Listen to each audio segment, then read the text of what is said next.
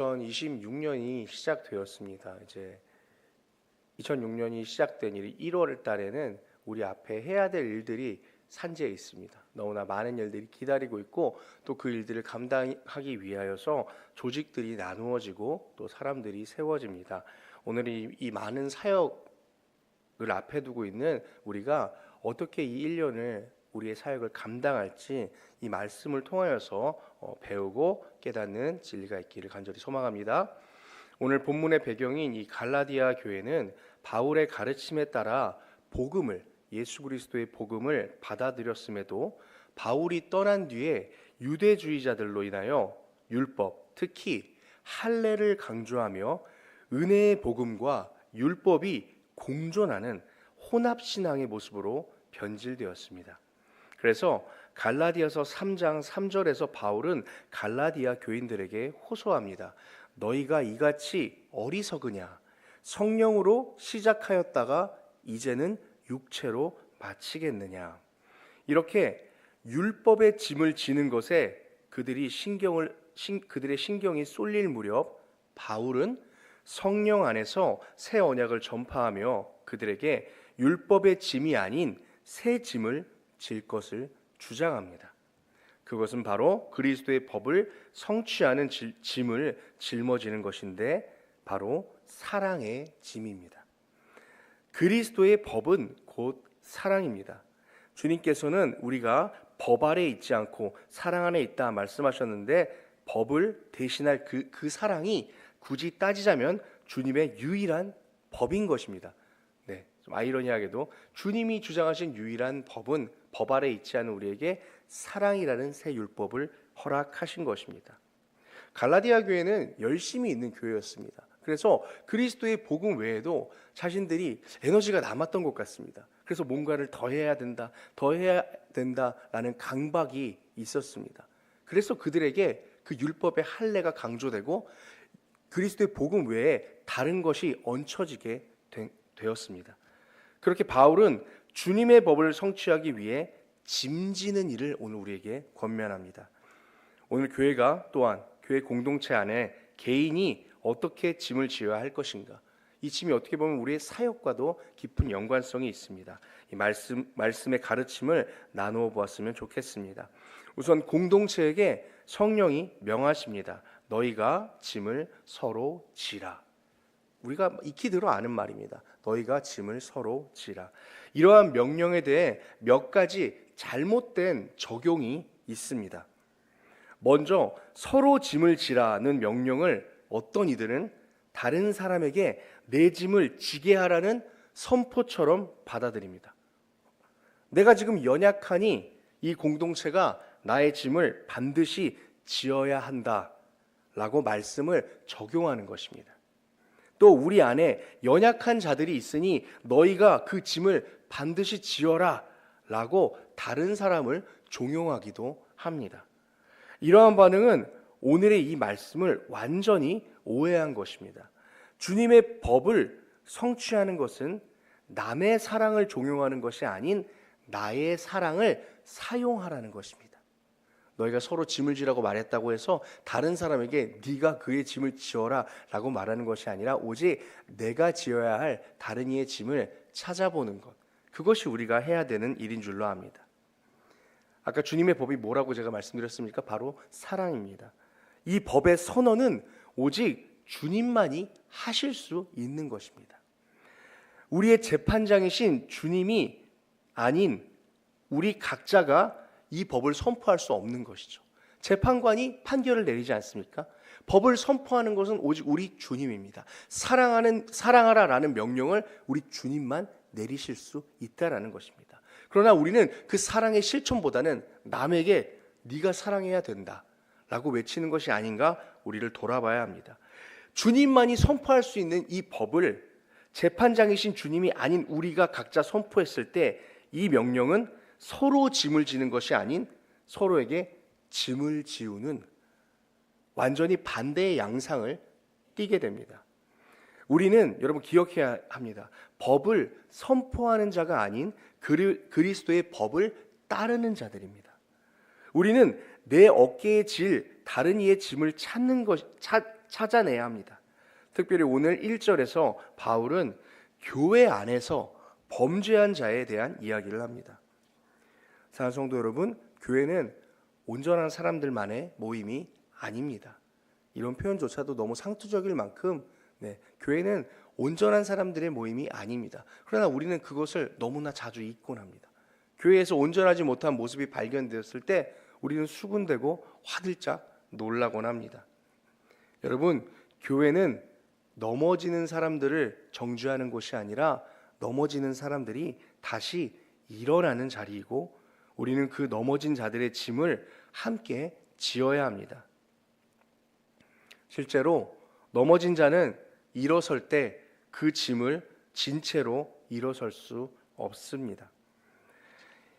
유명한 설교자이신 찰스 스펄전 목사님은 이와 관련하여 이렇게 말씀해 주셨습니다. 교회 안에 죄인이 있다는 사실에 놀라지 말라. 네, 여러분. 교회 안에 죄인이 있다는 사실에 놀라지 말라. 제가 하나 붙이자면 그게 너인 것에 놀라지 말아라. 네, 화들짝 놀라지 마십시오. 그리고 덧붙여 이렇게 말씀하십니다. 오히려 우리가 놀라야 할 것은 죄인을 품을 은혜가 없을 때이다. 네. 교회 안에 죄인이 있는 것에 놀라지 말고 그 죄인이 있는데도 불구하고 그 죄인을 품어줄 은혜가 우리 교회에 없다는 사실에 놀라야 한다라는 말입니다. 교회 안에는 넘어지는 자들이 너무나 많습니다. 그의 짐을 떨어뜨리고 혼자서는 설 수 없는 사람들 말입니다. 하지만 그것은 여러분 교회의 문제가 아니라는 것입니다. 교회에서 누가 잘못하고 누가 죄짓고 넘어지고 자신의 짐을 떨구는 일은 문제가 아니라는 것입니다. 문제는 그 짐을 대신 짊어질 섬김의 사랑이 없다는 것이 문제입니다. 오늘 본문은 은혜로 사는 공동체가 어떻게 서로 행하는지를 보여줍니다. 바로 서로 짐을 지는 것입니다. 특별히 바울은 온유한 심령으로 그것을 감당하라 말합니다. 온유한 마음이 범죄한 자, 넘어진 자를 일으킬 믿음의 용기를 가지게 합니다. 여러분은 얼마나 많이 온유한 마음을 품고 계십니까? 여러분, 히포크라테스 선언이라는 말을 알고 계신가요? 의학계에서 많이 쓰는 의사들이 이제 의사가 될 때 선포하는 말입니다. 기원전 5세기경에 히포크라테스 학파에서 형성된 의사의 윤리 서약문입니다. 내용은 이렇습니다. 나는 나의 능력과 판단에 따라 환자를 이롭게 할 것이며 해를 끼치지 않겠다. 이러한 히포크라테스 선언의 핵심은 의사가 무엇을 할 수 있는가가 아니라 의사가 어떤 사람이어야 하는가입니다. 특별히 이러한 이유로 드라마에서 우리는 자주 등장하는 모습을 보는데 의사인 주인공 앞에 원수가 환자로 오는 장면입니다. 그러나 주인공은 원수라는 이름 대신 그를 환자라는 이름으로 부르며 그를 살립니다. 이때 비로소 주인공은 진정한 의사가 되는 것입니다. 저는 설교 작성하면서 여러분 이 장면에서 떠오르는 장면이 있으신가요? 저는 옛날에 봤던 대장금 드라마가 떠올랐습니다. 우리 장금이가 자기 괴롭히던 상궁한테 이렇게 침을 놔주면서 낫게 해주는 장면이 생각이 났습니다. 여러분, 우리는 교회 공동체의 몸이며 또한 많이 쓰는 표현대로 지체입니다. 그 지체가 어떤 사람입니까? 오늘 바울의 표현대로라면 짐을 서로 지는 사람들이 바로 지체입니다. 짐의 무게를 견디지 못하여 넘어진 사람이 있습니까? 여러분, 그의 인격과 그 넘어진 자의 인격과 행동 그리고 평판을 보고 그의 짐을 지을지 말지 결정한다면 우리는 진정한 의미의 교회의 지체가 아닙니다. 히포크라테스 선언처럼 지체의 선언이 있다면 우리는 참된 지체가 되지 못하는 것입니다. 원수도 살려야 되듯 우리 교회 안에 이 믿음의 공동체 안에 우리가 대신 짐을 지어주지 못할 영혼은 없다라는 것입니다. 우리는 사람을 보는 것이 아니라 떨어진 짐을 보아야 합니다. 특별히 믿음의 공동체 안에서 넘어진 그 누구라도 우리와 같은 형제 자매이며 교회의 지체입니다. 내가 인정하는 것이 아닙니다. 하나님이 그렇게 인정하셨기 때문입니다. 그래서 우리는 그 짐을 지어야 합니다. 여러분 한번 영적인 눈으로 바라보십시오. 우리 교회는 얼마나 많이 떨어진 짐들이 지금 있습니까? 여러분 얼마나 많이 떨어진 짐들을 바라보고 계십니까? 우리는 그 짐을 반드시 지어야 합니다. 왜냐하면 넘어진 자는 시급하기 때문입니다. 마치 불이 난 건물에 도움을 기다리는 사람처럼 낙심하여 넘어진 지체에게 다가가 여러분 불난 건물에 들어가서 그 사람이 좋은 사람인지 나쁜 사람인지 지금 불이 활활 타서 연기가 나고 있는데 넘어진 사람에게 다가가서 제가 몇 가지 질문을 좀 드려보겠습니다. 살릴 만한 가치가 있는 분인지 제가 판별을 좀 해봐야 되겠습니다. 여러분 그것을 보시겠습니까? 혹은 층간소음을 항상 부리던 사람이 불이 난 건물에 있으면 안 되겠다 패스 이러고 넘기시겠습니까? 여러분 우리는 그것을 일일이 따질 시간이 없습니다. 넘어진 자, 영적으로 넘어진 자는 시급하기 때문입니다. 왜요? 마귀가 그를 노리고 있기 때문입니다. 그래서 어서 구해내야 합니다. 어서 살려내야 합니다. 일단 살려내야 하는 것입니다. 우리 모두가 그렇게 부름받았기 때문입니다. 특별히 오늘 함께 읽은 본문의 후반부에는 이렇게 서로 짐을 지라 말씀하며 바울이 자기의 일을 잘 살피고 각각 자기의 짐을 지라고 합니다. 남의 짐을 지는 자가 되기 위해서는 여러분 자신의 짐을 잘 지고 있어야 합니다. 남의 짐을 지겠다고 혹은 저 짐을 누군가가 지어야 한다고 주장하며 실은 자신의 짐을 공동체에게 전가하는 경우가 너무나 많습니다. 목소리가 크고 교회의 당위성을 말하면서 교회가 이래서 되겠느냐, 그러나 자신의 짐은 실제로 하나도 지지 않고 있는 사람들이 있습니다. 제가 남교회 얘기하는 거 좀 죄송한데 여기에 그 교회 교인이 없으니까 좀 한번 얘기를 해보자면, 제가 잘 아는 큰 이제 교회가 하나 있습니다. 그 교회는 장로교 교회는 아니어서 이제 공동의회 같은 거를 하면은 저희는 이제 공동의회가 잘 진행이 되지 않습니까? 공동의회가 너무 길어진다고 합니다. 모두에게 정말로 발언권이 있는데 그 수많은 몇천 명이나 되는 사람들이 모여서 발언권을 이야기한다고 합니다. 근데 거기에서 일하시는 이제 목사님들의 증언에 따르면 거의 대부분 불만을 이야기하시는 분들은 아무 일도 하고 계시지 않는 분들이 많다고 합니다. 실제로 묵묵히 일을 하시는 분들은 그것들을 감내하고, 물론 아무 말도 안 하는 것이 뭐 합당한 것인지는 모르겠으나 꼭 말을 하고 더 회의를 길게 만드시는 분은 이제 목사님들 입장에서 회의가 길어지면 피곤하니까 그런 이제 씁쓸한 말씀을 하십니다. 아무런 일을 감당하시지 않는 분들이 도리어 더 많은 문제를 제기하고 더 많은 잡음을 낸다라는 이야기를 들었습니다. 여러분, 우리는 먼저 짐을 지어야 될 줄로 믿습니다. 7절에서 이렇게 말합니다. 여러분, 스스로 속이지 말라.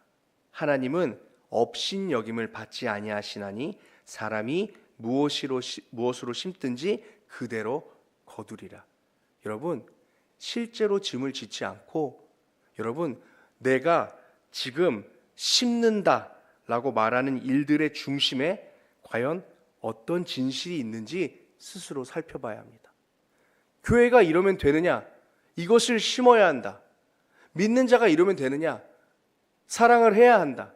외치는 외침 속에 내가 심는다, 내가 짐을 짓는다 라고 하는 외침 뒤에 어떠한 진실이 있는지 우리 스스로 정말 살펴봐야 합니다. 왜요? 오늘 말씀이 말하고 있습니다. 하나님께서 업신여김을 받지 않으시기 때문에 거짓된 헌신과 거짓된 섬김은 그 사람이 무엇을 심든지 그대로 거두게 하신다라는 말입니다. 우리의 행함 뒤에 진실한 연민과 사랑의 마음, 그리고 공동체를 세우고자 하는 건강한 동기가 없다면 하나님께서는 절대로 업신여김을 받지 않으시기에 그에게 합당한 열매를 주십니다. 만약 하나님께서 그것을 두고 보신다 하더라도, 그러한 어떻게 보면 궤변이죠. 자신은 섬기지도 않고 짐을 지지도 않으면서 서로에게 짐을 지라 종용하고 어떠한 믿음의 당위를 말하면서 서로 정죄하는 그러한 자들을 그저 두고 보시는 이유는 오늘 말씀대로입니다. 두고 보시되 그에게 성령으로부터 영생을 거두게 하는 것이 아니라 육체로부터 난 썩어질 것을 심은 그대로를 걷게 하시기 때문입니다. 그래서 우리의 사역을 돌아봐야 합니다. 우리의 섬김을 돌아봐야 하고 우리가 무엇을 지고 있으며 그것을 어떠한 마음으로 지고 있는지 반드시 돌아봐야 합니다. 우리 신성교회의 1년간의 그러한 사역과 섬김 가운데 영생의 생명을 거두는 우리 신성교회가 되기를 간절히 소망합니다. 나는 어떤 짐을 짊어지고 있습니까? 여러분은 지금 어떤 짐을 짊어지고 계십니까? 나는 나의 짐을 또 나의 짐을 잘 짊어지고 계십니까? 또 넘어진 누구의 짐을 지고 있습니까? 아니면 여러분 그 떨어진 짐들 가운데에서 이름표를 붙이고 그것을 보며 고르고 있지는 않으십니까? 이 짐은 대신 지어줄 만한 짐이구나. 저 짐은 꼴도 보기도 싫다. 다른 사람이 지겠지. 혹은 지어야 할 짐을 나는 힘드니까 당신이 지쇼라고 말하며 우리는 우리의 짐을, 우리가 반드시 지어야 할 그 낙심한 자들의 짐을 다른 이에게 전가하고 있지는 않습니까? 우리의 사역을, 우리의 사랑을 점검해 보아야 합니다. 여러분, 사랑에는 두 가지의 종류가 있습니다. 주님을 본받는 사랑, 그리고 나의 의를 표출하는 사랑입니다. 수요 예배쯤 나오신 분들이라면 모두가 짐을 지고 있는 줄로 압니다. 여러분, 여러분의 짐을 돌아봐야 될 줄로 믿습니다. 우리의 사랑이 주님을 닮아서 주님께 칭찬 듣고 공동체를 세우는 사랑이 되었으면 좋겠습니다. 사랑하는 성도 여러분, 이 모든 명령의 출발점은 하나입니다. 그리스도께서 먼저 우리를 담당하셨다는 사실입니다. 예수님께서는 그의 공생의 기간 중에 이러한 사역들을 감당하셨습니다. 우리 주님은 함께 있어서 곤란한 자들과 함께 있었고 그들 덕분에 언제나 비판의 대상이 되셨습니다. 주님은 그럼에도 기꺼이 그 자리로 나아가셨습니다. 죄인들과 함께 식사하시고 율법이 부정하다 기피하는 무리들과 함께 하셨습니다. 또 세리인 마태를 자신의 제자로 삼으셨습니다. 그리고 결국 자신들이 죄인인 것조차 깨닫지 못하며 예수님을 핍박하고 저주하는 그들을 위해서도 그 십자가의 길을 걸어가셨습니다. 그들의 온 인류의 죄의 짐을 주님께서 대신 지신 것입니다. 그리스도의 가르침대로 우리도 짐을 서로 지어야 합니다. 우리가 넘어졌을 때 그분이 우리를 버리지 않으셨듯이 우리가 짐에 눌렸을 때 그분은 십자가를 지셨습니다. 그러므로 우리는 은혜로 심고 사랑으로 거두는 사람들입니다. 말씀을 준비하면서 짐에 대한 검색을 좀 해봤습니다. 짐. 세상은 짐을 어떻게 생각할까? 여러분 뭐가 나왔을 것 같으세요? 짐을 쳤는데 이제 이혼율이 떴습니다. 이혼. 유튜브 영상에. 그래서 이거였습니다. 타이틀이. 짐을 지려 하지 않는 한국 남자들. 네. 요즘 30대 남성들이 결혼을 포기하고 있다고 합니다. 더 이상 나는 짐을 지지 않겠다라는 것입니다. 자녀도 싫고 아내를 위해서 내가 헌신하고 싶지 않다. 그 돈이면 내가 떵떵거리며 살 수 있다. 그래서 그걸 비교해 놓은 것이 있더라고요. 저로서는 뭐 너무나 큰 월급이라고 생각하는 이제 한 600만 원 정도 수령하는 남자분이 혼자 살았을 때와 가정을 꾸렸을 때 생활 수준이 어떻게 다른가? 이것들을 비교하는데 결혼을 종용하는 어떤 남자분이 자기 친구, 전무직인 친구가 이제 한 달에 600만 원을 버는데 결혼을 해라라고 말을 하려고 했더니만 이제 그 주장을 한 겁니다. 뭐 600만 원 작으면 작고 크면 크다고 할 수 있는데 나 이 돈이면 차 2대 끌고 그 다음에 월세 150만 원짜리 오피스텔 좋은 데서 살고 300만 원은 다 쓰면서 한 달을 살면 너무 신나 라고 하는데 그거에 대해서 해줄 말이 없었다라고 하더라고요. 지금 말씀을 듣고 계신 남성분들은 혹시 계산을 하지 않으시는 거죠? 지금 혼자 살면 더 좋겠구나 이런 생각하지 않으실 줄로 믿습니다. 서로 짐을 지는 것이 부부입니다. 서로가 서로에게 지어준 짐을 존중하며 서로 사랑하며 살아가는 것이 부부인데 한국의 현실이 이렇습니다. 저는 그래서 더욱더 이 신앙의 지혜가 우리 젊은이들에게 필요할 줄로 압니다. 교회가 우리가 먼저 그 사랑의 짐을 지는 것을 우리 마음 가운데, 생활 가운데, 삶 가운데 체득하고 우리 자녀들에게 그것을 전달해야 할 줄로 믿습니다. 우리 성도 여러분들의 가정 가운데 그렇게 부부가 서로 우애하며 서로 짐을 지는 모습들이 보여지기를 간절히 소망합니다. 제가 처음 사역을 시작했을 때 마음속에 넘치는 감사를 표현하는 딱 한 가지의 단어가 있었습니다.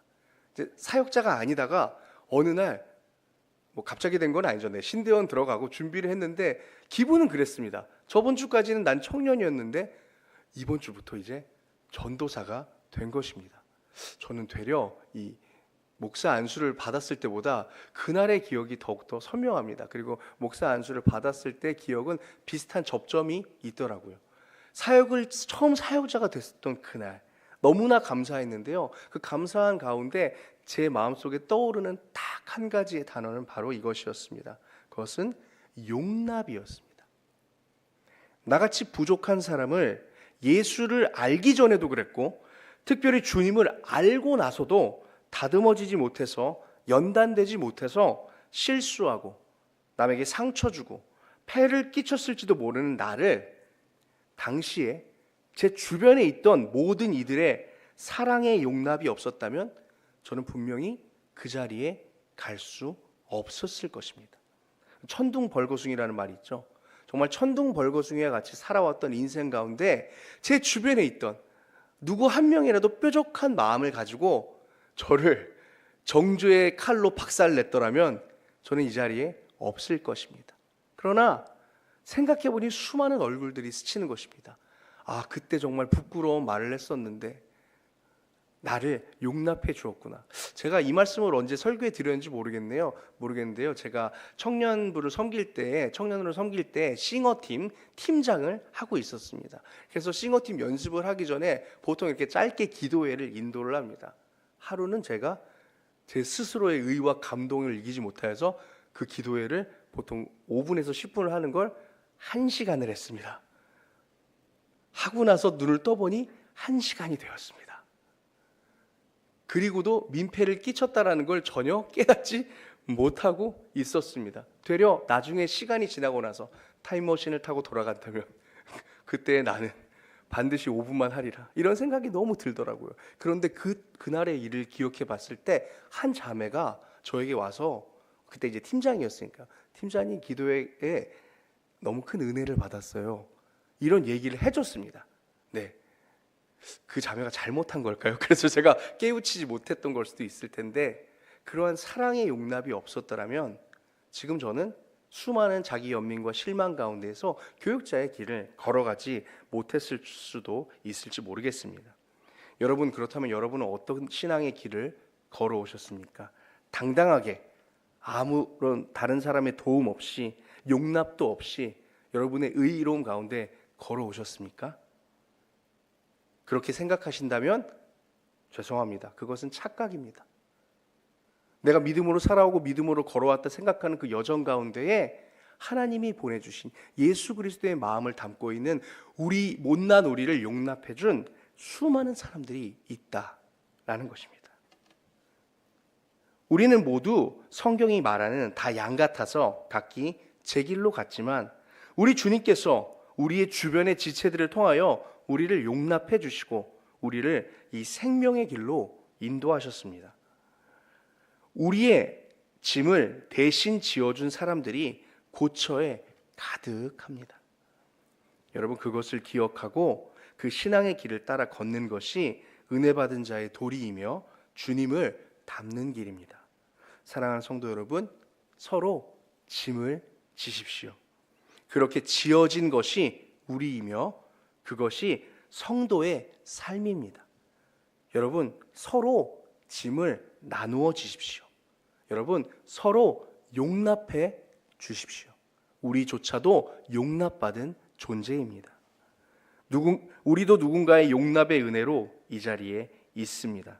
여러분, 그 사실을 오늘 다시 기억하는 저와 여러분 되기를 간절히 축복합니다. 주님, 정죄보다 회복을 선택하게 하시고 비교보다 짐을 지게 하시며 즉각적인 열매보다 신실한 순종을 택하게 하옵소서. 우리가 은혜로 심고 사랑으로 거두는 그리스도의 사람 되게 해달라고 기도해야 될 줄로 믿습니다. 여러분, 1년간 여기 계신 모든 분 중에서 짐을 안 진 분이 없는 줄로 압니다. 각자의 사역이 있는 줄로 압니다. 잘 돌아보고 지혜롭게 지는 우리가 되었으면 좋겠습니다. 그리고 모두가 컨디션이 좋지 않아서 누군가는 그 짐을 흘리는 사람도 있고 그 흘린 짐 때문에 내가 무거울 수도 있습니다. 여러분, 기꺼이 져 주십시오. 오늘 말씀, 우리가 읽은 본문의 말씀 마지막 절 한 번만 더 띄워주시겠어요? 마지막 절에 무엇이라고 우리 바울 사도님께서 이야기하십니까? 마지막 절 10절 함께 읽겠습니다. 9절부터 같이 읽겠습니다. 시작. 우리가 선을 행하되 낙심하지 말지니 포기하지 아니하면 때가 이름에 거두리라. 그러므로 우리는 기회가 있는 대로 모든 이에게 착한 일을 하되 더욱 믿음의 가정들에게 할지니라. 아멘. 왜 믿음의 가정들에게 해야 될까요? 그들에게 하나님께서 짐을 주어주신 것은 하나님의 사역의 계획이 있기 때문입니다. 내가 보았을 때 부족해 보일 수도 있고 내가 보았을 때 정말 내 기준에는 성에 차지도 않는 신앙의 모습일지 모르겠지만 하나님이 그에게 짐을 짊어 주셨다는 것은 그에게 사명을 맡기셨다라는 것입니다. 그래서 그 짐이 떨어졌을 때 우리가 대신 지어주고 성도가 서로 짐을 지을 때 하나님의 사역이 완성되는 것입니다. 여러분, 내가 지는 짐 하나님께서 나에게 주신 사명입니다. 여러분, 우리 각자의 지체가 흘리는 그 짐, 그 지체를 통해 우리 믿음의 공동체 가운데 하나님께서 이루실 사명의 조각입니다. 여러분, 그것을 반드시 기억하시면서 올 한 해 우리 서로 짐을 지으며 우리 신성교회 하나님께서 주신 이 사명의 무게를 한 톨도 땅에 떨어뜨리지 않는, 누가 짐을 짊어지고 가다가 이러면 옆에서 받쳐주시고 절대로 땅에 떨어지지 않게 만드는 우리 귀한 교회 되기를 간절히 소망합니다. 기도하겠습니다.